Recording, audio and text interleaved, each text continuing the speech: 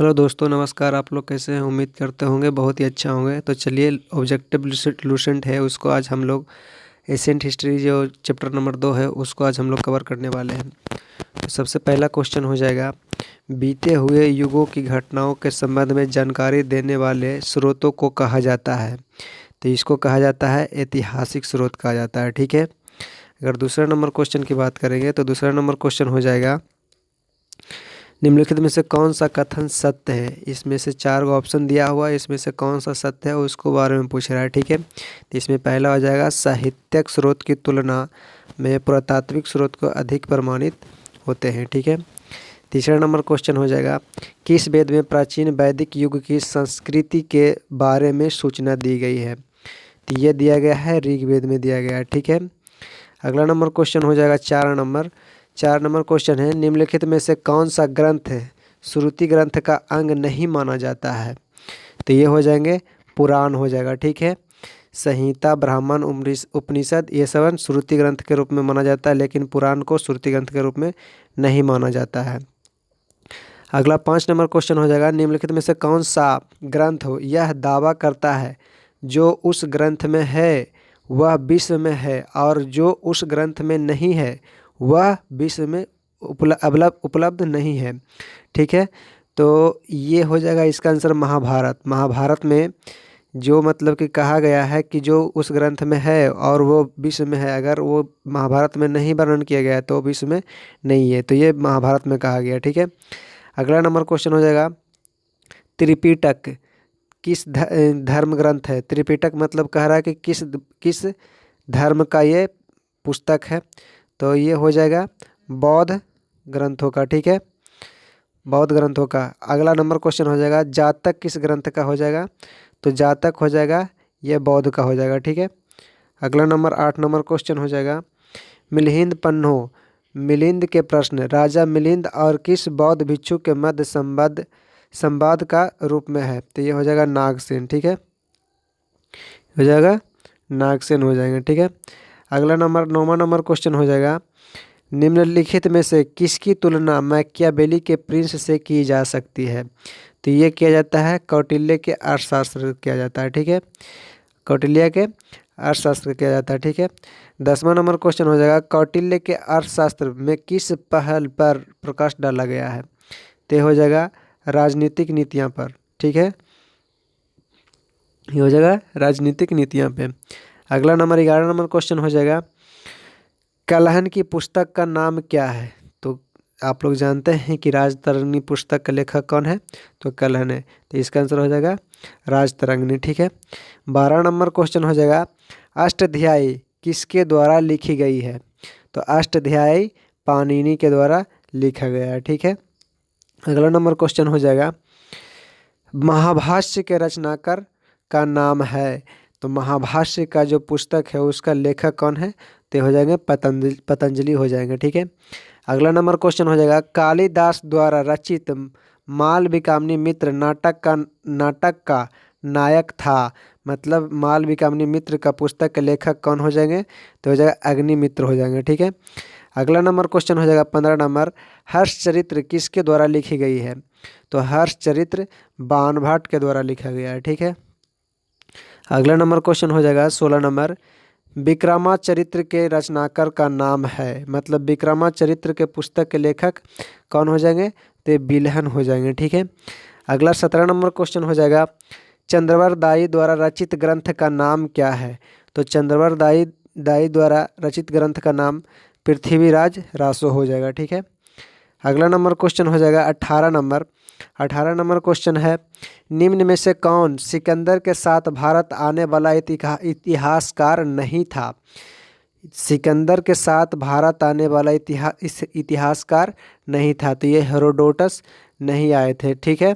बाकी ये तीनों निरियाकस, एनासिक्रिटस और एस्टियोबुल्स ने आया था साथ में। ठीक है। अगला नंबर क्वेश्चन हो जाएगा, निम्नलिखित में से किस विदेशी यात्री ने भारत का दौरा सबसे पहले किया था। तो ये मेगास्थनीज ने किया था। ठीक है। 20 नंबर क्वेश्चन होगा, मेगास्थनीज की पुस्तक का नाम क्या है। तो हो जाएगा इंडिका हो जाएगा। ठीक है।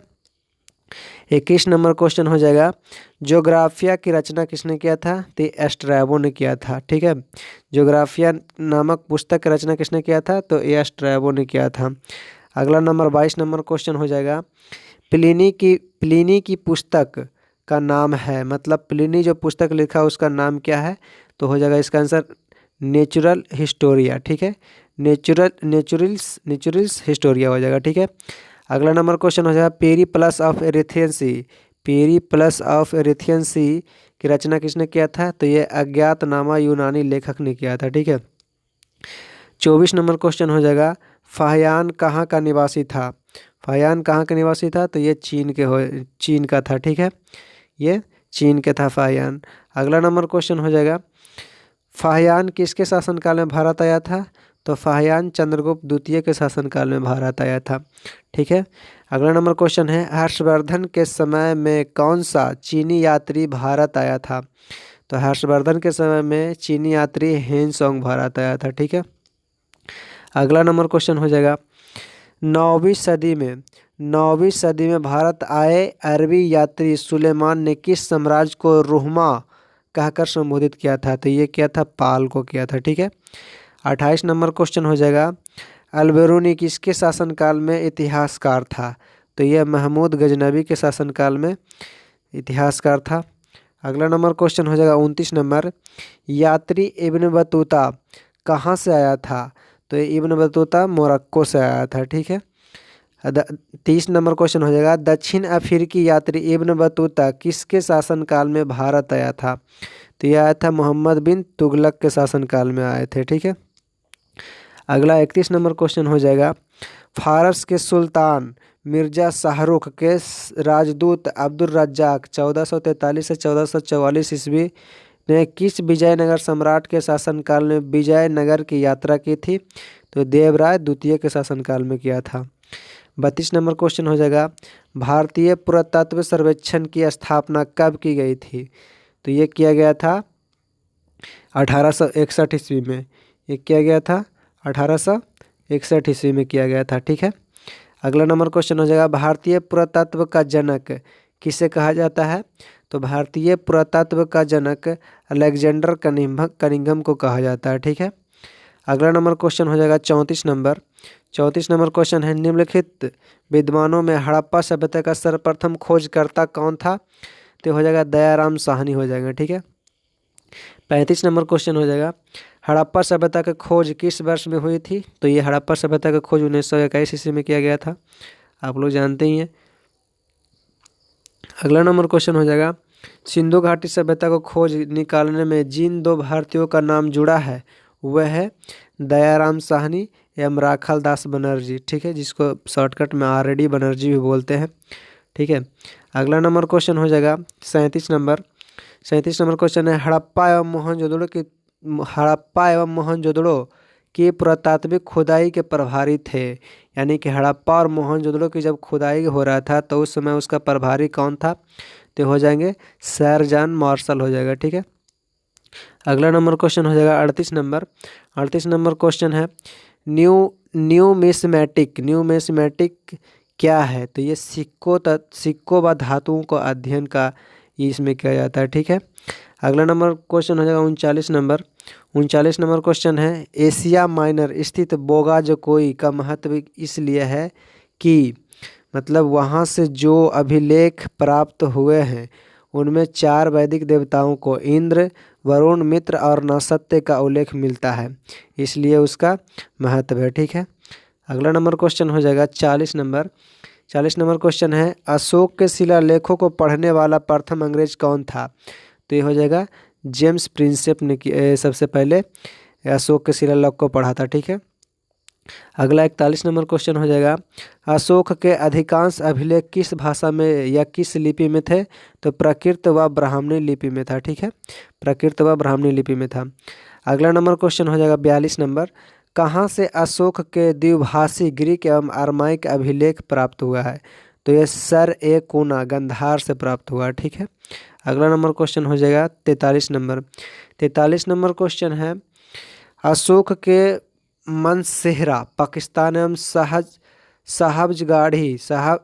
साहबजा गाड़ी पाकिस्तान से प्राप्त शिलालेख में किस लिपि का प्रयोग किया गया? तो ये खरोष्टी लिपि का किया गया है प्रयोग। 44 नंबर क्वेश्चन हो जाएगा, प्राचीन भारत में कौन सी एक लिपि दाईं से बाईं ओर लिखी जाती थी? तो ये हो जाएंगे खरोष्टी लिपि, ठीक है। अगला नंबर क्वेश्चन हो जाएगा 45 नंबर, हेलियोडोरस का बेशनगर अभिलेख संदर्भित है।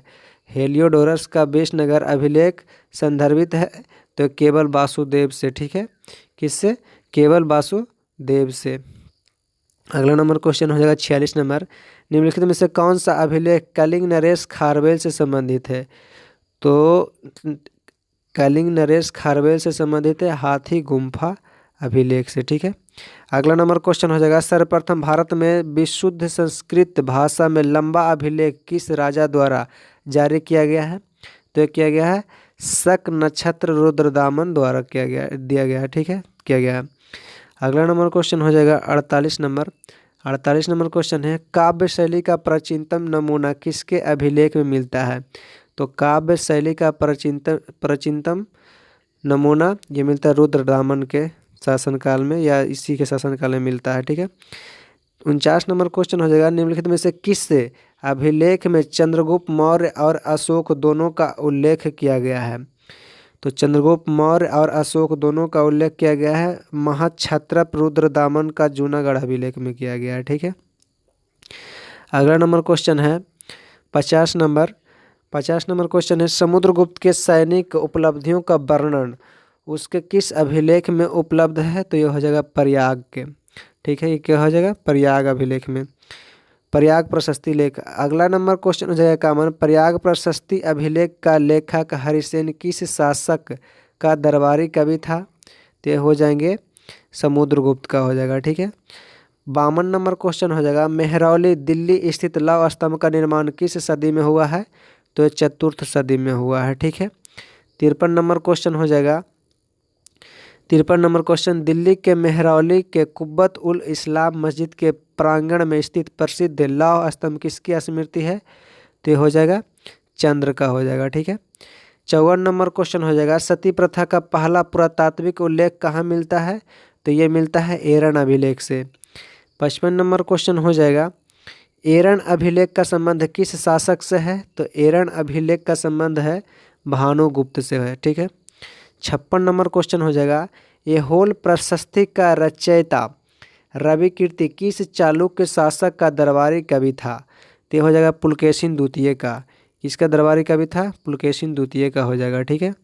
57 नंबर क्वेश्चन है, 57 नंबर क्वेश्चन, हर्ष एवं पुलकेशिन द्वितीय के मध्य हुए संघर्ष की जानकारी कहाँ से मिलती है? तो ये मिलता है ऐहोल अभिलेख से मिलता है, ठीक है। ऐहोल अभिलेख से मिलता है।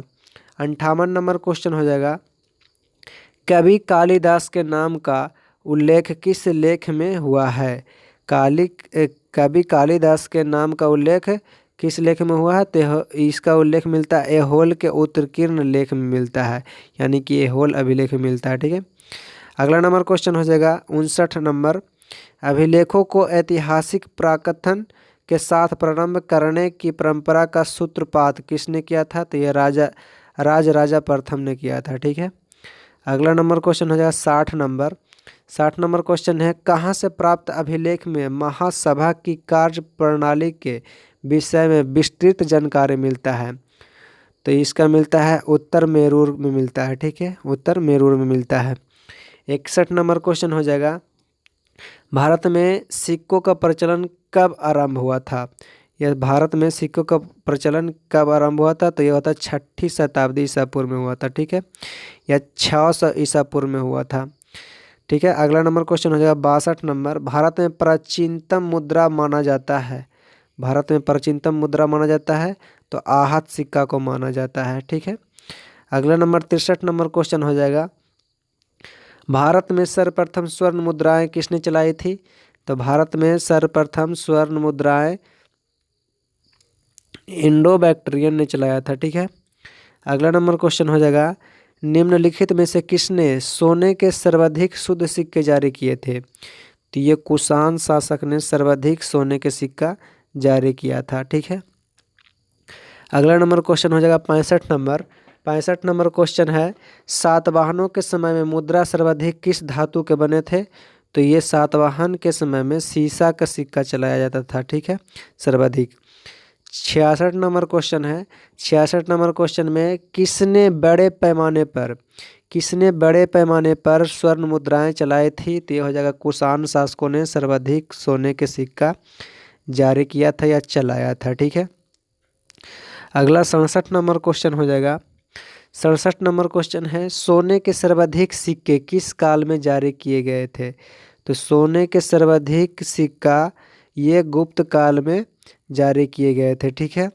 68 नंबर क्वेश्चन हो जाएगा, निम्नलिखित में से किस स्थल से रोमन सिक्के मिले हैं? तो ये मिले हैं आर्केमेडू स्थल से, ठीक है। अगला नंबर क्वेश्चन हो जाएगा 69 नंबर क्वेश्चन है, भीमबेटका किसके लिए प्रसिद्ध है?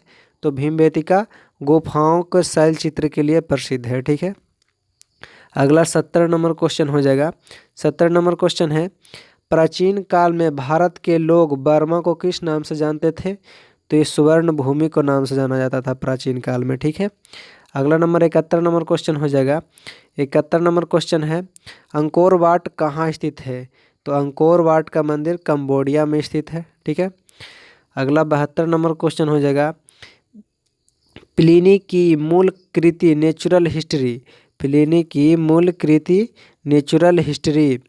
नेचुरल हिस्ट्री किस भाषा में रचित है? तो ये लैटिन भाषा में रचित किया गया था, ठीक है।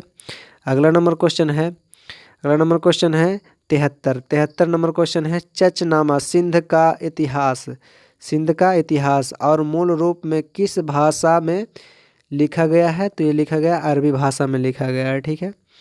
अगला है 74 नंबर क्वेश्चन। 74 नंबर क्वेश्चन क्या कह रहा है उसके बारे में देखेंगे, ठीक है। 74 नंबर क्वेश्चन कह रहा है, भारत के सांस्कृतिक इतिहास के संदर्भ में इतिवृत्तों, राजवंशीय इतिहासों तथा वीर गाथाओं को कंठस्थ करना निम्नलिखित में से किसका व्यवसाय था? तो ये मगधवासियों का था, ठीक है। अगला नंबर 75 नंबर क्वेश्चन हो जाएगा। 75 नंबर क्वेश्चन है, चीनी यात्री संयुगन ने भारत यात्रा की थी, मतलब चीनी यात्री जो संयुगन था वो भारत कब आया था? तो आए थे 518 ईस्वी से 522 ईस्वी के मध्य, ठीक है। अगला नंबर क्वेश्चन हो जाएगा 76 नंबर क्वेश्चन है, महाभारत युद्ध के लिए 3101 ईसा पूर्व तिथि का उल्लेख निम्न में से किस अभिलेख में हुआ है? तो ये हुआ है पुलकेशिन द्वितीय का ऐहोल अभिलेख में, पुलकेशिन द्वितीय के ऐहोल अभिलेख में मिला है, ठीक है। अगला 77 नंबर क्वेश्चन हो जाएगा। 77 नंबर क्वेश्चन है, रवातक अभिलेख संबंधित है तो ये कनिष्क से संबंधित है, ठीक है। 78 नंबर क्वेश्चन है, भारतवर्ष के लिए इंडिया शब्द का प्रयोग सर्वप्रथम किसने किया था? तो ये किया था हेरोडोटस ने किया था, ठीक है। अगला नंबर क्वेश्चन है 79 नंबर क्वेश्चन है, किसने ब्राह्मणी एवं खरोष्टी लिपियों का उद्वाचित किया है? तो ये क्या जेम्स प्रिंसेप ने किया है, ठीक है। आज का लास्ट क्वेश्चन 80 नंबर क्वेश्चन है, निम्नलिखित में से प्राचीन भारत की कौन सी लिपि दाहिने से बाईं ओर लिखी जाती है? ठीक है, निम्नलिखित में से किस लिपि को दाहिने से बाईं की ओर लिखी जाती है? तो ये खरोष्टी लिपि को लिखा जाता है। ठीक है, आज के लिए बस इस चैप्टर में यही, और अगला नेक्स्ट चैप्टर में मिलेंगे।